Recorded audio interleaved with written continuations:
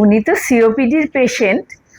তা অনেকেই সোশ্যাল মিডিয়ায় আমাদের কাছে প্রশ্ন করেন যে ওনার কি ধরনের ট্রিটমেন্ট হয়।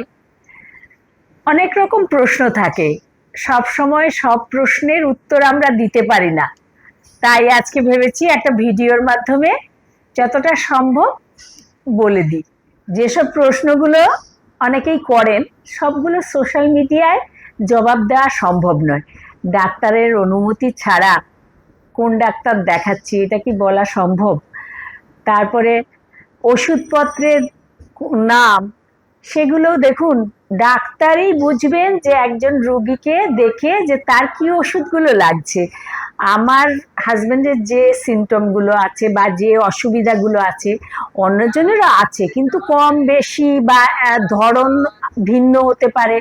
আমরা এইভাবে বলে দিয়ে একটা কারো ক্ষতি করে দিতে পারি না তো, সেই জন্যে উত্তরগুলো অনেক সময় এড়িয়ে চলি। অনেকে ফোনে জানতে চান। আমাদের কাছে অনুরোধ আসে, দিনে অন্তত 4-5 জন বলেন যে আপনারা ফোনের মাধ্যমে এইগুলো নিয়ে একটু আলোচনা করব। আমার বাবার, কেউ বলেন আমার স্বামীর, কেউ বলেন শ্বশুর মশাইয়ের।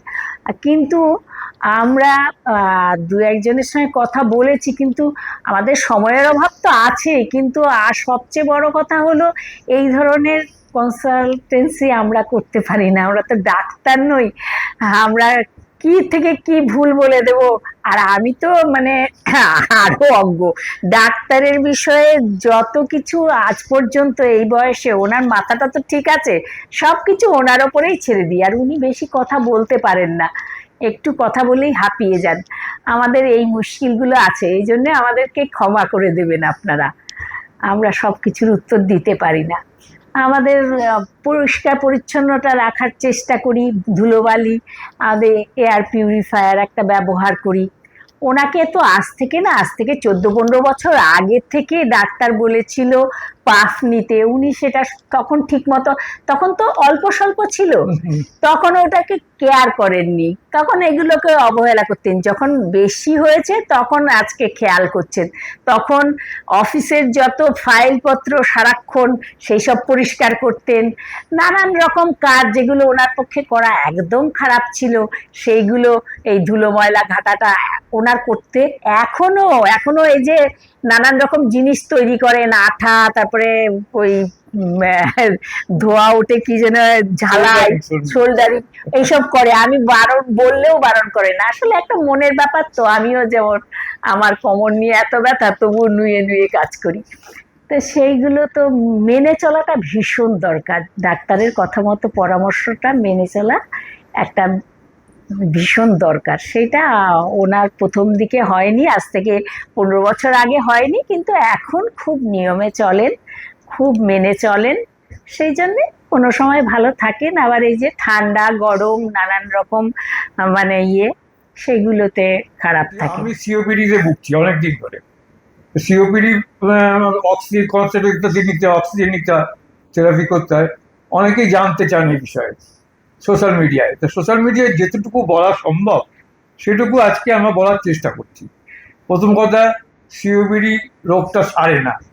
ডাক্তারবাবুরা মুখে না বললেও এটা বুঝি যেটা সারে না, তাই বলেন এইসব করুন, ওনার পরামর্শ মতো চলুন, আমার ভালো থাকবেন, সেটাই ঠিক।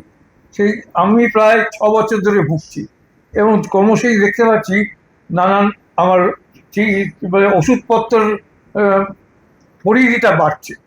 এখন 2টো অক্সিজেন কনসেন্ট্রেটর আমাকে ব্যবহার করতে হয়, যেহেতু অনেক সময় 24 ঘন্টায় আমাকে অক্সিজেন থাকতে হয়, তাই একটা মেশিনে চলে না। 2টো মেশিন নিয়েছি, ফিলিপসের কনসেন্ট্রেটর, এভারফ্লো কনসেন্ট্রেটর, 2টো ব্যবহার করছি অল্টারনেটিভলি। তারপর এবার হাসপাতালে যাওয়ার পরে আমাকে বাইপ্যাপ মেশিন, বাইপ্যাপ দিতে বলেছেন, বাইপ্যাপ। তো বাইপ্যাপ মেশিনও কেনা আছে।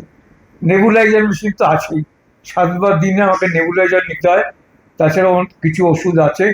আর তাছাড়া আমি একটু হালকা ব্যায়াম করি, নিঃশ্বাসের ব্যায়াম এবং একটু কিছু ফিজিক্যাল ব্যায়াম, খুব হালকা ব্যায়াম করি। এইভাবে চালাচ্ছি, চেষ্টা করছি ভালো থাকা। এবং মাঝে মাঝে খারাপ হয়, তখন আবার একটু ওষুধ নিতে হয়, এই আর কি।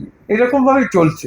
আমরা সব সময় পার্সোনালি তো সব প্রশ্নের উত্তর বা ফোনে কথা বলে আপনাদের সঙ্গে শেয়ার করতে পারি শেয়ার না। না না আমাদের মতামতটা শেয়ার করতে পারি না, সেই জন্য আমরা ভীষণভাবে দুঃখিত, আমাদের ক্ষমা করে দেবেন।